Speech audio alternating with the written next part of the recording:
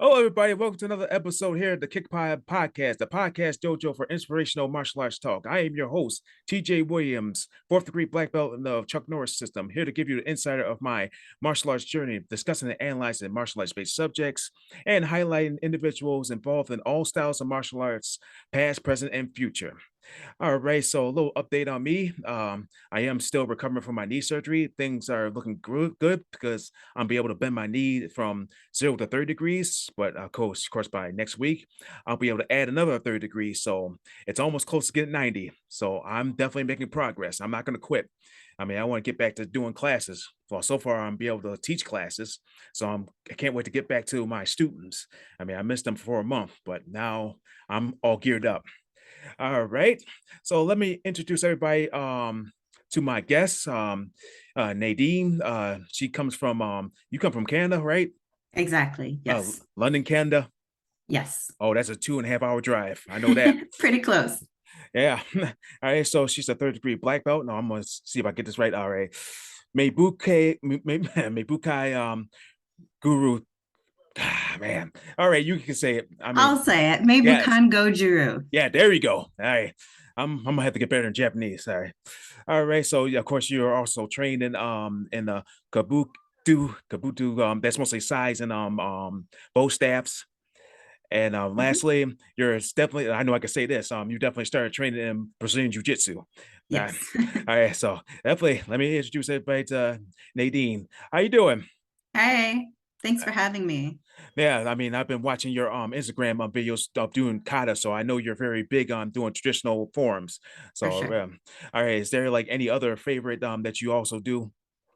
Yeah, so like you mentioned, I really enjoy doing kabuto. So that's traditional Japanese weaponry. So I kind of did that side by side with doing my Meibukan Gojuru. So that's kind of how I got into practicing bow and size. So also doing kata with those, yeah, has kind of become one of my passions. Yeah, I'm starting to have that passion to know. I know how to do the bow staff, so that's like the Mm, first mhm. weapon I learned how to use when I started, and like now I'm trying to get familiar with the tafas. So that was like, Mm, yeah, it's like that's so like the least weapon I see compete in like in tournaments. So at least I'd be true. able, yeah. It's mostly the swords, bows, size, commas, but never up the tafas. Hmm. Yeah. True. They require a special level of technique that I find that for sure, like you mentioned, we don't see too much. Because I actually have a pair of tonfa myself, and it's been challenging trying to figure them out. Yeah, but the easiest thing to figure that out, you can use traditional techniques with them. Mm-hmm. Yep. For sure. Hey, so how long have you been doing martial arts? So I've done martial arts for about over 7 years now. Mm. So it'll be 8 years come January next year. Oh man, for me it's 25 years. I'm approaching 26. Yeah. Yeah, I tend to refer to myself as like a martial arts baby, pretty much, because everyone else I speak to, it's been like something they started off in childhood, and it's just they've added on to it and progressed with it throughout like their teenage years and adulthood. Whereas for me, it was like I I wasn't well enough as a child to get into sports and activities, so it was really only as an adult that I could then actually take it on and kind of progress with it. All right. Yeah, so it's usually start as a child, or you can start as a teen, or most people they start when they're adult age, and even if they're like seniors, like I mean, Hmm. I see like seniors always going for like martial arts, so that's always good for them. Yeah, for sure. And that's kind of what I enjoy so much about martial arts. And there are a few pages that promote it this way, is that it's really for everyone, that you tend to find it for whatever reason it gets spun towards children, that these are our children's classes, and then you rarely see the adults coming and joining the groups. So I really enjoy the karate or even martial arts is just for everyone, and you kind of find your space and how you want to grow in it. Yeah, amazing. All right, so this is what we're gonna do. You're gonna bring us back in time before everything started for you. I know you as a child you had like certain you weren't as active, so I will let you describe like how would you describe yourself before martial arts? Yeah. So for myself, I dealt I've dealt with asthma since I was 2 weeks old. And that stopped me from being active at all as a child, just because I was ill so often. And it wasn't really something that was treated as well, I would say, or at least not understood. So it was either like you were healthy enough to do a sports activity, or because you had asthma and you can't breathe, you just don't. So I was pretty much on the couch for my entire childhood. And so I kind of fell to the side of, okay, so I'm just going to be like a nerd or a geek. And I'm just not going to even think that I could get into any type of sport because I just physically can't. And then as I got older, kind of got better from asthma. And actually, my very first experience with martial arts was when I was around 15. And there was a school in my town that had a promotion out for a membership. So it was like 50% off or whatever the discount was. I was like, okay, I asked my parents, so can I try this now that I'm a bit better? Can I actually give this a try? And they're like, well, if you can pay your first month's worth membership and you actually make it through the entire month, then then we'll actually invest in this progress. Because up until then, it was like I'd start off things and quit when things got tough, right? But martial arts ended up being that one thing where even when things got tough, because it gets tough when you train martial arts, it's like I wanted more. I wanted to be there more. So then they were like, okay, this is something she actually enjoys. So did that for about a year. Then the school closed. And then you get into like university and things like that, and didn't really have an opportunity. And then started back up in my early 20s is when I got back. And that's when I count these 8 years, it's like these 8 progressive years. So since I started back up in my 20s up until now. Yeah, so I mean, you hit the nail on one thing. You said it's like an investment. So I mean, your parents wanted you like invest yourself in martial arts, and which that was like a push for you because Mm-hmm. yeah, because you loved it so much. And then of course, when the one studio closed, you still wanted to continue, so you had to find two investments at another school. So yeah. Exactly. Yeah. Yeah, and I can also relate to asthma because I'm suffering with asthma, but I have it more control. Or I can say I'm a lot better with asthma during the summer than the winter. So it's Yes. Yeah. Well, and for me, it kind of depends. It seems like there are times when it gets triggered more often. So mine, I have, so mine's triggered by various things. So like um, dust mites, weather, sometimes things that I eat. So it's a whole variety of things. So one day I can be perfectly fine, and then the next day I just have to call everything off and just take the day off. So it can be kind of up and down. yeah, like for me, like before if I take a puff of my asthma medicine, I kind of test it out. It's like if I'm on a treadmill or elliptical, Mm-hmm. usually I see how I am within 5 minutes. So if it doesn't affect me within 5 minutes, I just keep going without taking any breaths or taking any puffs. So that's how I deal with my asthma. Yeah. Yeah. Yeah. So for myself, I tend to be like this a little bit happier, sometimes outgoing person. And then when I have these days where it's like I'm dragging my feet the entire day. And by the end of the day, I'm like, maybe I should take my inhaler. Maybe that's what's affecting Yeah. me. And it tends to be that exactly that kind of throws off my mood for the entire day. Yeah. Hey, so can you tell me your first memory of like your first class, like the latest memory you can think of? Of my very first class, Yeah. so when I first started around 15, I don't remember too much about it. I just remember kind of being impressed about martial arts to begin with. I had no idea. I didn't know there were different types of karate. I didn't know what each style taught. I didn't even know what style my school was teaching at the time. So I kind of just went in blind, knew I wanted to do some sort of karate.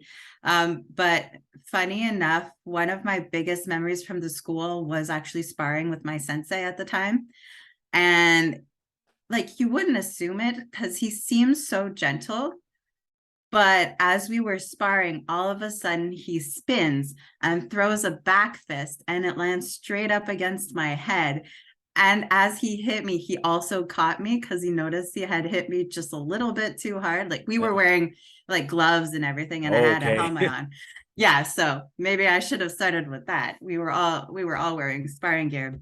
but I was just like, man, you can just be so powerful. So it's like that dynamic of, as you progress in martial arts, you have so much knowledge and ability that kind of don't want to use it because you realize how powerful it is. Yeah, I mean, I when I first started, I didn't have no idea what I was joining. I was thinking it was just regular karate or taekwondo or Tang Soo or whatever style. And then of course Mhm. I see all the pictures of Chuck Norris all over the place. Like my master instructor is like highly or should I say highly knows from Chuck Norris because he's pretty much, of course, he's been trained by them. And then of course he usually visits his house sometimes, and of course he knows his kids.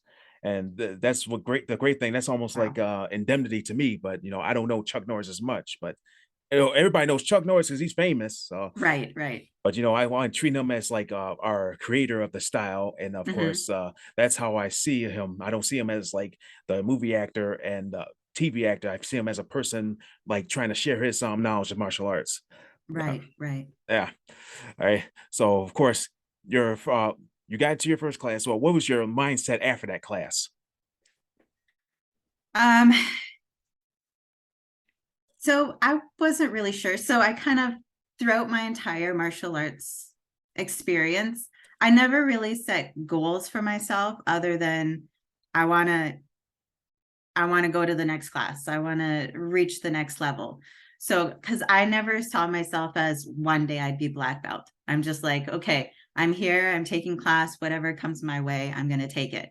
And actually, the very first class I went to, kind of going back, I actually didn't have enough courage to go by myself.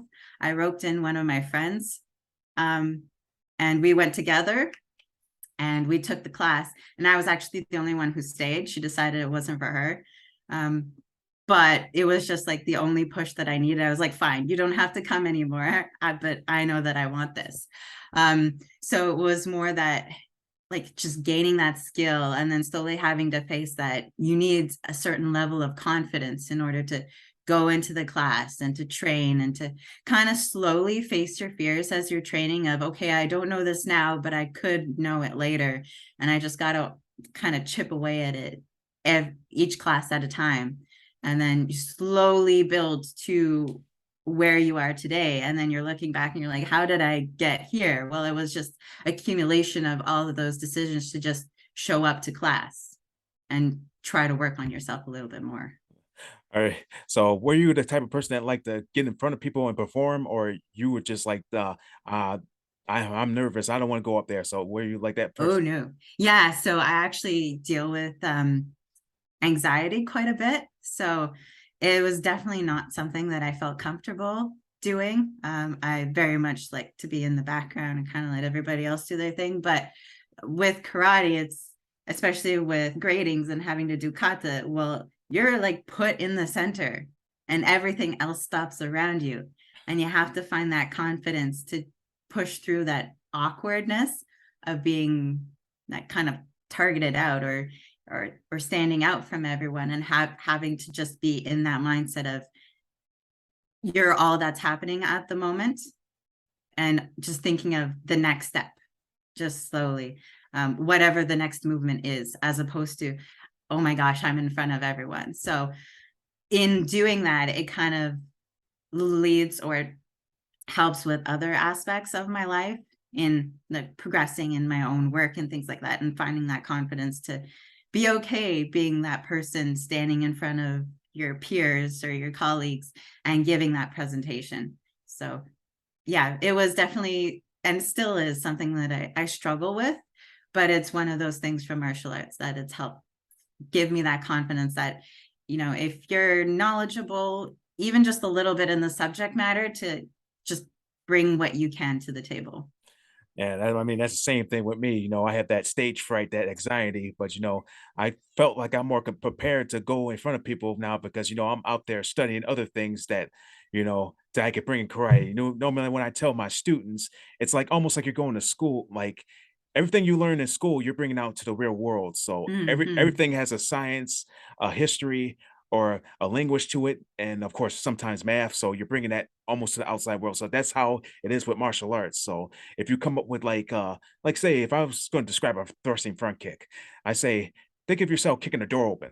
So yeah, I kind of Hmm. take what I get from home and kind of bring it to like the class so they understand. Yeah. That's all. I mean, I know the straight right. I'm more like a comedy act when I'm up there. I mean, yeah, I try to find something funny. I don't overdo it, but I want to note the kids that this is not you going to war. This is you actually you having fun with martial arts and also learn how to protect yourself. Hmm. Right? Yeah. Yeah. Right. Do you teach? I was a assistant for about a year. Mm. Yeah. So when I got my third degree black belt, it was kind of like set as a standard that once you got that degree, then you had to start being more involved in the teaching of the classes so that then you could progress and get your other ranks. So yeah, so I only taught for a year. Uh, yeah, I mean, I think about those kids, and I can't quit on them. I mean, you think about what's happening out there today with people like getting shot or hurt, and they have Mm, to learn how to defend. I mean, of course, I got a 15-year-old niece that I got to worry about. I mean, hmm. of course, I got to make sure she's well protected. She says her self defense is decent, but I'm gonna find it out when I see her. Yeah, yeah. Gonna challenge her on that. Oh yeah. Yeah. I, and yeah, just thinking about being in front of people, I got to worry about being in front of thousands of people when I get my master rank, which that'll be easy. Yeah. Wow. Yeah. Thousands of people. I can't imagine. I was just thinking of some of the comedy acts, and then that'll be at 2 minutes over. Yeah, Hey. sure. All right. Oh, speaking of your first black belt test, can you remember your first actual black belt test? Let me see. First black belt test I actually think was with, yeah, I'm pretty sure it was with my Japanese sensei. So we have our school here and we're linked to another dojo back in Okinawa, Japan. Mm. And so he came down to visit. He did like a weekly seminar. We had a tournament at the end of his stay. And on either the day before or the day after the tournament was my grading. So it was myself and a few others who had trained at the same time. So it was the group of us plus him and two or three other representatives from Japan that came with him, kind of as like his helpers throughout the seminars, as well as my sensei here from Canada.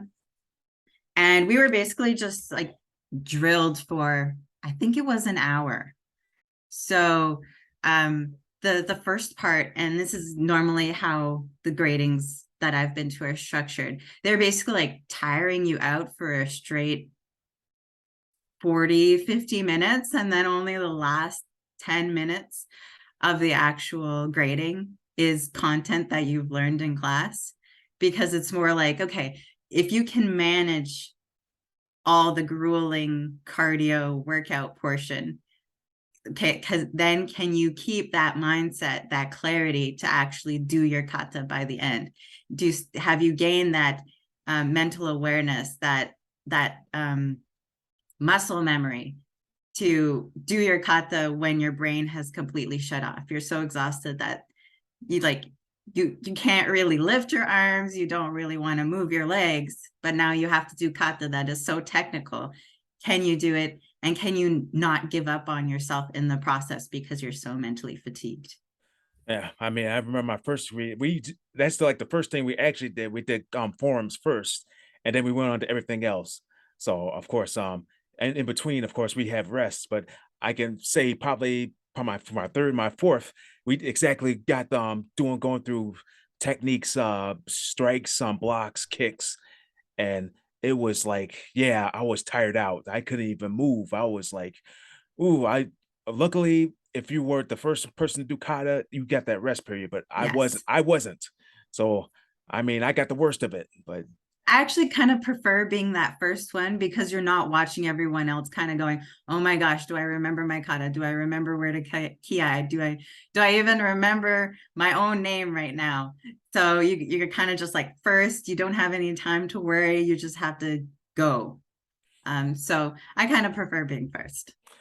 Yeah, I mean, I didn't want to be first, but I ended up have to do it. But I got out the way, and I got Yeah, that rest period. exactly. Yeah, and you get to rest afterwards when everyone else is going. You're like, you can actually mentally rest.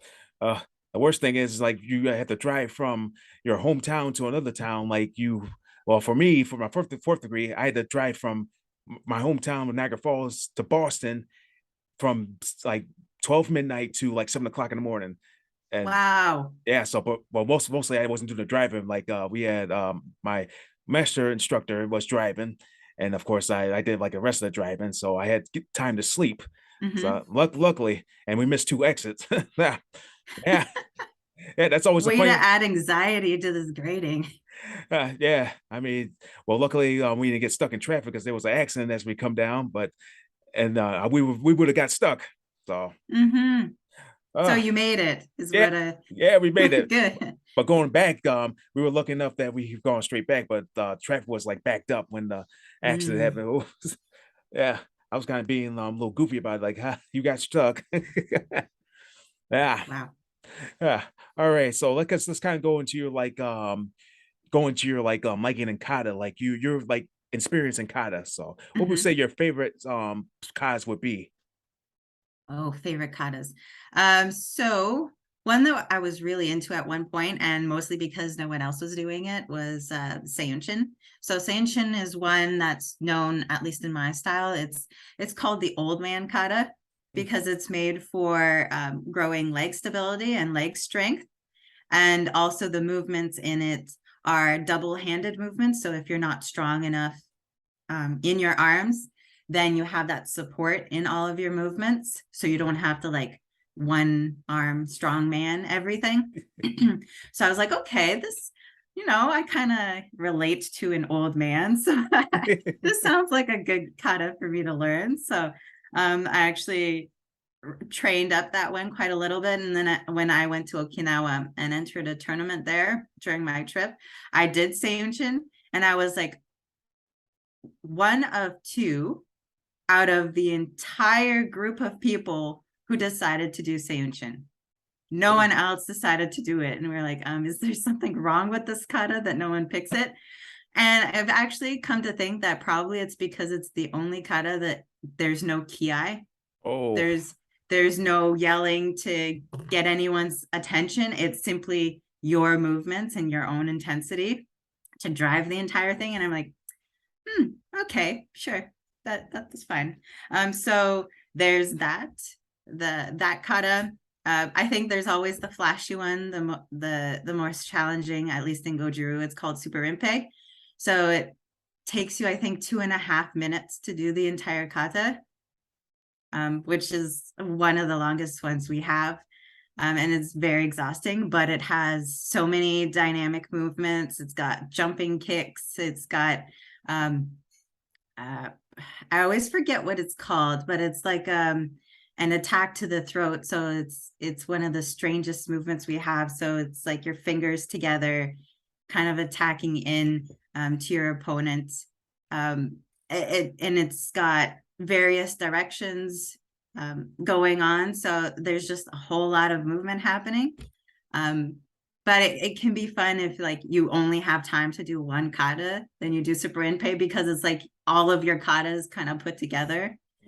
And then recently, I really enjoyed focusing on the Meibukan side of my katas. So Goju, the style I do is basically two styles put together.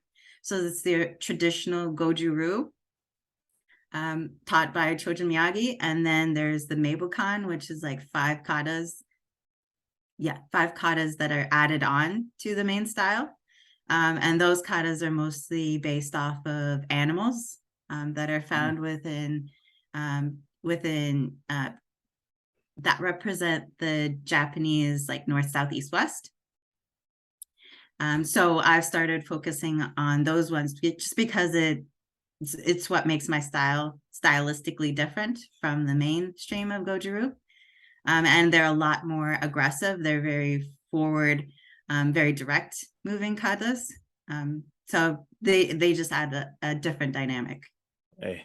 And you said you meant super impy, or that's what it's Yep. called. Mhm. And I know there's a regular impy, right? Like, Yes, you're thinking MP. This is Superin-pei. Oh, Yeah, so a little bit of a different pronunciation. And I hope anybody else who does Goju doesn't hate me. I believe it means 108 hands. oof. Oh man. Yeah. Yeah, because I'm familiar with MP because that's kind of I did for my competition, and yeah, I was like really looking at that's like different than my style, the Chuck Norris system. So Hmm. mostly my style is Korean based. So of course that's Shotokan MP. Right. So I Right. was yeah, and of course I have like some black belt that I usually see at the convention that I go to. Yeah, he's pretty much an expert of everything. He's pretty much like the historian of martial arts. So Mm. yeah, make sure I kind of look at him as somebody to go to if I'm like worried about a move or if, like how to do this, how to do that. Hmm. Yeah. So and also, Nice. yeah, right now I'm working on Chinte. Yeah. So that's one another kata I'm working on. So I'm kind of studying that kata. So yeah, I mean, Yeah. yeah, once I get a little better with my knee, I probably do that kind of better. Oh, of course. Yeah. Yeah. Yeah. Martial arts and kata specifically are very draining on the knees. So, Yeah. Oh yeah, definitely. What was it, Gian? Yeah, that's the knee one. There's a lot of knee bending in Gian. mm. Yeah, it's a good thing they took it out of the test. I mean, I can't bend down too low. Yeah. All right, who would you say you look up to during your journey? Oh, who do I look up to? Um, I wouldn't say it's any one person in specific. It tends to be just whomever tends to stand out in my school. So, for example, in the school I was in, there was just this one black belt. And she was one of the only females. She had done martial arts for so many years and was still doing it. She started out as a child or a teenager and then had left for a bit and came back. But she was just so powerful and so direct in her movements and like unapologetically so. Sometimes I find that um at least for women, it's difficult to find that power and that aggression and to not be afraid to show it, especially when doing um kata and martial arts in general, or at least that's what I had seen at the time. So seeing her just being unapologetically strong, like, I'm gonna bring it to you, and if you can't take it, then you're gonna hurt yourself. You're not gonna hurt me, because I've trained my body to do this. So it's like seeing her and just watching her go all out, but then she also recognizes, okay, I'm not good at this part, can you show me how to do this? So I think for me, she really stood out in just how she carried herself in the dojo, and how she wanted to be taught, but also how she taught others. um yeah, she kind of stood out as a role model for me. Yeah, I see. Like how I would say it is like you either like let's say it's better to follow a king with scars that fights for their people than a king without scars that hides behind their people and watch them die. So I see this well I could call her a queen that with scars because she of course she fights. Right? Hmm. So she don't stand behind her army; she stands in front. So for it's good for you to have that inspiration and see her that she's that lion. Well, yeah, that's why I teach my students. It's always best to be that lion when you're in self-defense mode. Mm. Yeah, Hmm. if somebody's in your space, you roar it out and make sure they step back. If they don't, yeah, they're gonna die. Yeah. Yes. Yep. Uh, all right. So here's a last question before we get on to our little hidden dojo segment. What inspirational quote best describes your journey? Oh, which inspirational quote? Ah, I have one, and I'm gonna quote it poorly because it's in Japanese, and it was actually a kanji that or phrase that my sensei from Japan wrote out, and I actually have it framed. And I'm gonna say it incorrectly, but here's kind of the gist of what it means. So it basically means that in order to be good at karate, you must train 1,000 times. So for me, during my journey in martial arts, I tend to be one of those people where I want to be good at something right away. And if I'm not good at it, then I feel like there's something wrong with me. Um, so that phrase just reminds me of, okay, I'm not good at it today, but I'm going to try a little bit. I'm going to work on it a little bit more the next day, and then a little bit more the next day, and then eventually I'll get there. So kind of what illustrated that for me was when I started up at the school where I've been training, where I trained for the last 8 years. I would see the higher ranking students, and they would be doing these katas with these strange movements. And I'm like, I can't even figure out how you're moving your body that way. Like, what are you doing? And so when I saw it for the first time, I'm like, I am not going to get that. I'm going to get to that level. And then that's probably where I'm going to stop, because I can't figure out what's happening here. But then you get to that level and you slowly pick away at those techniques and those movements, and then all of a sudden they become your own, and you're like, well, I guess it wasn't that bad as I expected it to. So that's kind of the phrase that stuck out to me, is that even though you're not good at it now, and you won't be good at it now, just keep showing up for yourself and keep trying at it every time a little bit more. And that kind of almost goes with Bruce Lee said, like, I'm trying to think how he said it. He said he rather fear the person that does one kick 1,000 times versus somebody that does 1,000 kicks one time. Yeah, so True. Yeah, exactly that. yeah, I might say it backwards, but that's like close enough. Yeah, I got it. I got what you're saying. Yeah, it's a lot easier to say the usefulness of the cup is emptiness, or yeah, that's a lot easier to say for him. Oh yeah. Yeah. All right, ladies and gentlemen, we have reached our hidden dojo segment of the Kickpod. So this is the fun part. So this is where Nadyeine gets to tell her the fun part of herself. So yeah, I know she's tough with martial arts, but let's see if we get the fun parts. All right, you ready for this? All right, let's see what this is all about. All right, the best advice you ever gotten and who said it? The best advice would probably be something from my mom. And normally it has something to do with being yourself, and not really expecting yourself to fit in, but being true to yourself and what your ideals are, is usually how is the advice I've taken, and kind of how to live my life is, as long as you can come home at the end of the day and be okay with how you acted, then you did all right. Yeah, definitely just being yourself. You don't have to pretend to be anybody else. Even though you could take a little bit from somebody else, but make it your own. But that's Yeah, always exactly. yeah. I mean, I could take James Earl Jones voice and make it my own. I mean, yeah, he's retiring as Darth Vader, but I can replace him.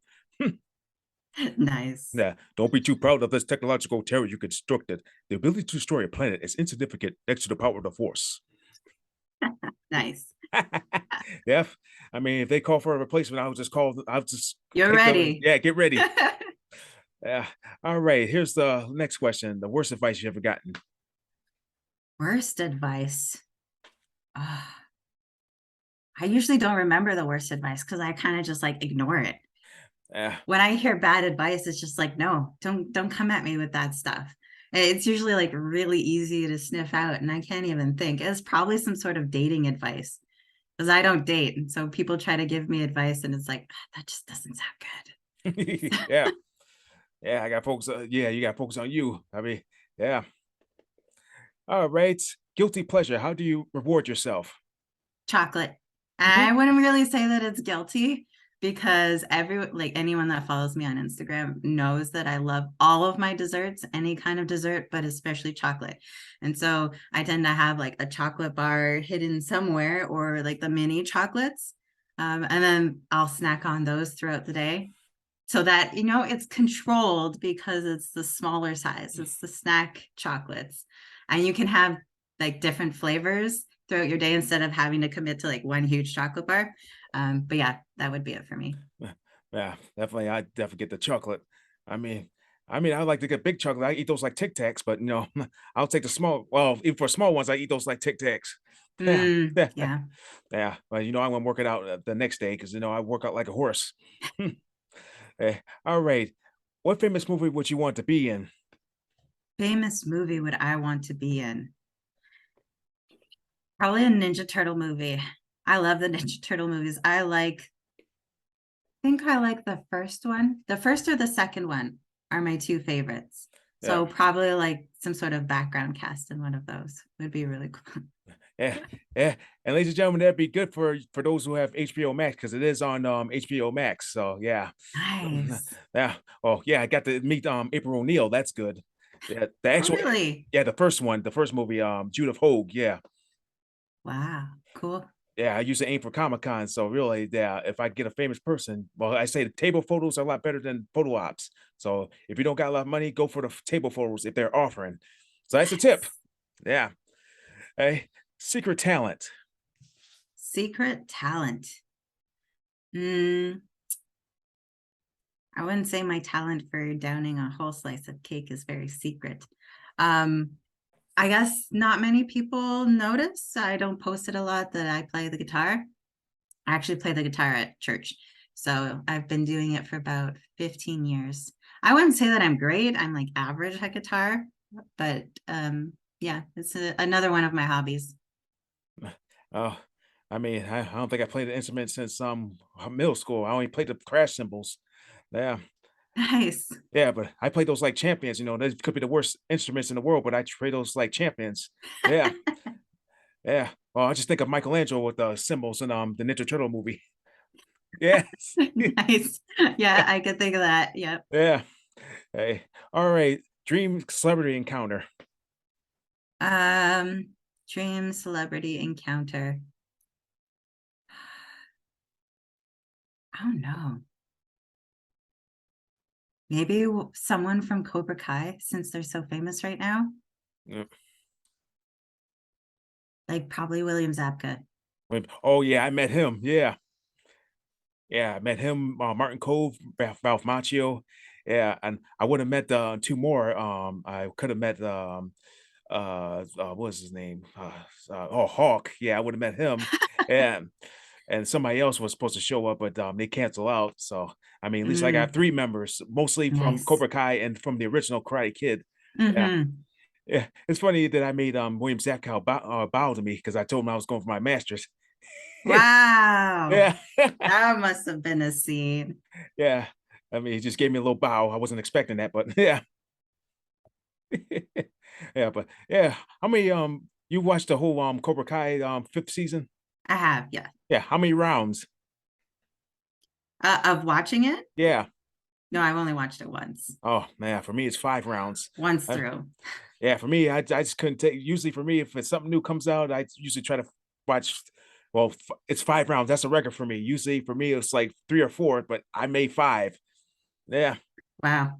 No, it's like for me, I get the heebie-jeebies seeing Silver. So it's like just watching him act once is good enough for me. I'm just anxious to see because it like you'd have to agree with me. It looks like you need a sixth season. Like there needs to be more hmm resolution. There needs to be more coming. So I got to see what happens to him in hopefully the sixth season. yeah. And I think there was like a rumor that a six or another movie is coming out. The Karate Kid movie. I saw that. Yeah, Yeah. Was it Sony? I think. yeah, probably Sony because yeah, they always distribute the Karate Kid movies. Yeah, it's Columbia Pictures. Yes. Well, we'll see. Uh, Yeah, hopefully it's not. So my pet peeve is that the last Karate Kid wasn't karate, the one with Jackie Chan. It was actually kung fu. And I'm like, yeah, why did we call it this? Like I get it's the same storyline, but it's not karate. So yeah. can we get back on track? Yeah, really. I mean, oh, Jackie Chan's good, but I mean, I'm not gonna take that away from him. No, like I love the movie. I loved watching it. My only pet peeve was that they still called it Karate Kid. Yeah. Well, all right. Final question: where do you see yourself from in 10 years? Where do I see myself in 10 years? Oh boy. Uh maybe teaching. I've had some people challenge me on the idea of like teaching either at my church, like all the little kids there, or something like that. Now that I received my third degree last year. So it's something in the back of my mind, doing it part-time because I do have my regular day job. So yeah, just really keeping that in the at top of mind, see if it's something that I can bring into fruition within the next 10 years. Hey, is there any last minute words you'd like to say to the listeners out there before? Well, just last minute words, really. Yeah. Yeah. So kind of my favorite spiel, I guess, is that if you're considering martial arts, if it's something that you're interested in, just do it. Because we can all find the reasons of why we can't, or we don't want to, or we think that we can't. I know I had a few reasons of why I shouldn't be able to, why it's not a good idea, because I didn't see myself as a sporty person, or how would I handle the training. But at least just give yourself the opportunity to try. Sign up for a trial class, do something so that at least you can know I tried. Maybe you don't like it, and that's perfectly fine. You don't have to like it, but at least give yourself that opportunity to give it a try and then make that educated decision. Amazing. Yeah, that's probably something to give out to the people that really want to join martial arts and they're not sure. So that's it. Thank you very much, Nadyeine. So for those who are on Instagram, you can follow Nadyeine on Karate Curls. That's her Instagram username. So you'll see they see her forums or class and pretty much tips of how to be a better martial artist. So yeah, so keep at it, Nadyeine. So thank you very much for joining me. Thank you Thank you very for much. having me. I appreciate it. All right, so I'm gonna do my little closing right here. All right, everybody. For those who are just tuning in, tune into my previous episodes on the BICBPRadio.com, Apple Podcasts, and Spotify. And I'll see you next time for another episode here at the Kickpod Dojo. This is your sensei, TJ Williams, bowing you out.